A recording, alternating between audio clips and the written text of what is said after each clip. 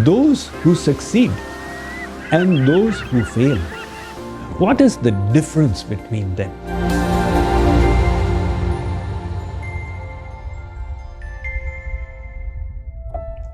If you have ever seen a long jump event, you may have witnessed the spectacle of the runner coming to the jumping bar and then, rather than taking a leap, continuing to run. Do you know why it happens? Because mentally the runner thinks, I will not be able to leap the distance.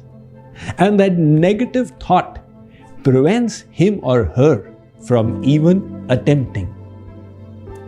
The faith that we can do it is extremely important. We have discussed so many wonderful tools of life transformation. The journey is going to be an arduous one. In the process, it is natural that we will stumble and stumble often. However, if we fall, it should be only to learn the art of a better walking. Remember, those who succeed and those who fail, what is the difference between them? The successes also failed, but they continued striving until they reached the goal. And the failures gave up after a few unsuccessful attempts. Let us take inspiration from the story of King Bruce of Scotland. His army had been defeated by England, and he was on the run. 6 times he gathered his soldiers and attacked to regain his kingdom, but every time he failed. After the 6th attempt, he was despondent, sitting by himself in a cave, hiding from the English, when he saw a spider weaving a web, attempting to cross from one side to the other. It tried hard, but failed and fell. It did not give up. It climbed up again, but fell again. In this way, the spider made 6 attempts, but without giving up, strived once again and succeeded on its 7th attempt. King Bruce was inspired. If this little insect with its tiny intellect did not become despondent on failure after failure, why should I? He went back, he gathered his army again, and this time he managed to defeat the English and regain his Scottish kingdom. So, it is important not to become despondent or nirash. The scriptures say, Nirutsahasya dinasya shokaparyaha kulatmanah. If in our efforts we become dejected, then we wash our hands off from all the possible gains. There is the story of a small kingdom which had an army of 300 warriors. They got news that the army from the neighboring kingdom is attacking them. That army had 700 warriors.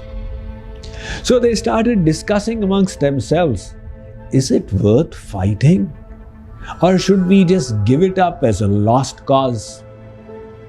They went and asked the retired commander-in-chief of their army, should we engage in war or just surrender? He said, let's go and ask this question to the Devata of our village. He took them to the temple. They said, how will the Devata speak to us? He said, we'll take this coin and toss it. If it comes heads, it means Devata is instructing us go and fight, victory will be yours. And if it comes tails, Devta is saying there is no point. He tossed the coin, it came heads. He said, the message is loud and clear. Victory will be yours. Go ahead. With that confidence and faith, these 300 warriors went to defend their land. They fought valiantly and vanquished the enemy. They returned to their retired commander-in-chief and said, you know, Devta predicted the outcome so well. The commander-in-chief said, take a look at this coin. When he showed it to them again, it had heads on both sides. They said, if it had heads on both edges, then how is it that Devta predicted the outcome? The commander-in-chief said, Devta's message was precisely this. If you have faith that success will be yours, then you will definitely succeed. To those who strive with full confidence in their efforts and faith in the attainment of the goal, success is assured. That is why the message for today is to have full faith that sooner or later we will definitely reach the goal. Ram Naam japte raho, jab lagi ghat mein pran, kabhu ka deen dayal ke banat padegi kaan. So let us give no place to nirasha or despondency in our hearts. Tomorrow, we shall wrap up this 21-day life transformational challenge with the last piece of wisdom and transformational tool.